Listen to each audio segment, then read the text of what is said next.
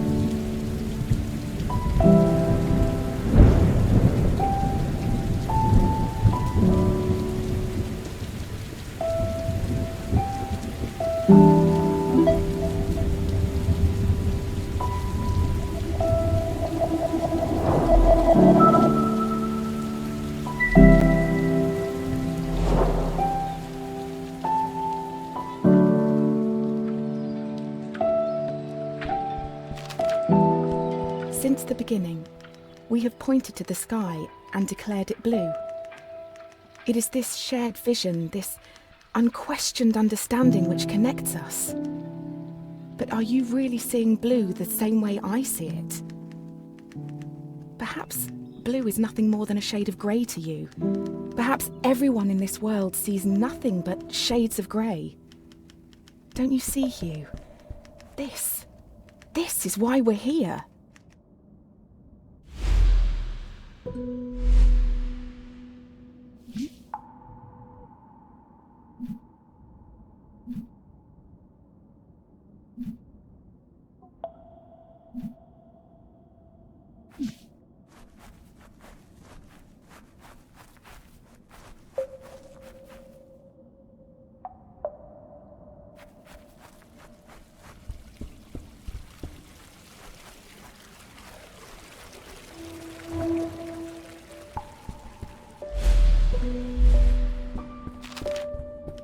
When you enter a cave expecting a waterfall, the chances are your expectations will be met.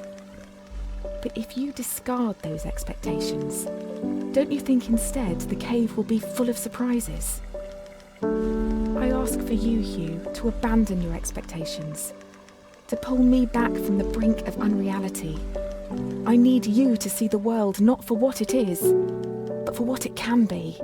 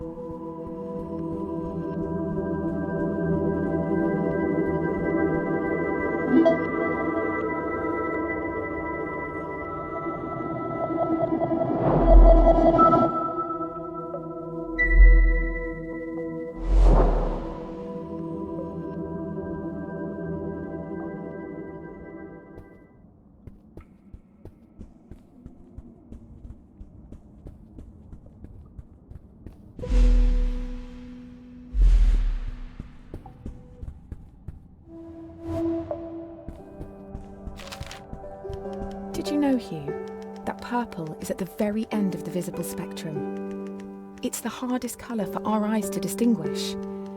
Now, imagine a shade one step further than purple, a colour beyond what we can actually perceive. We call these impossible colours. And I fear that this is where I currently reside. If reality is rooted in our perception, and you cannot perceive me, do I even exist to you? I'm sure that I do. I mean, you're reading this letter, or at least I hope you are. I'm sorry, but existing in this strange state of impermanence does funny things to you, Hugh. It makes you question what is real.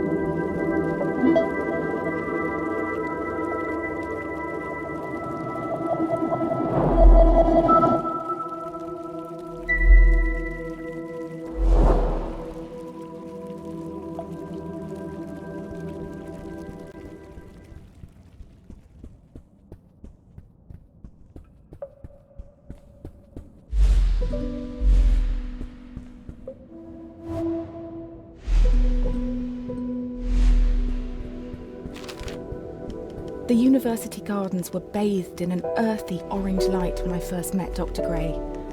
Summer had come and gone, and a cold autumnal crispness had caught me off guard.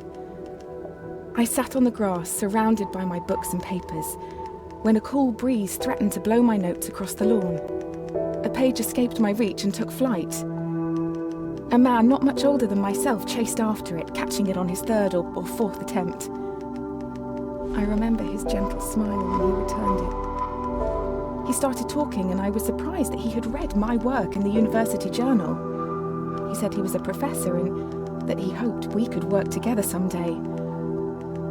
It's funny, Hugh, how something so small can change so much.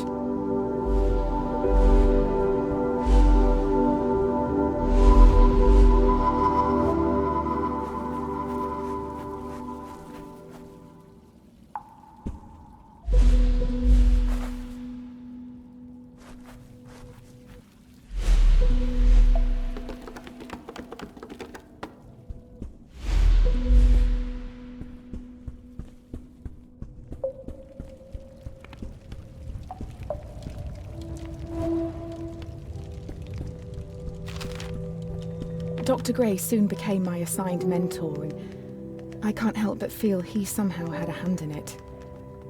Our fires burnt brightest when we worked together. It felt like we could achieve anything. We discovered more about colour than I could ever have imagined. We split light, mapped spectrums, we painted, we laughed. We worked long hours, and soon our goal became all-consuming. We were vessels.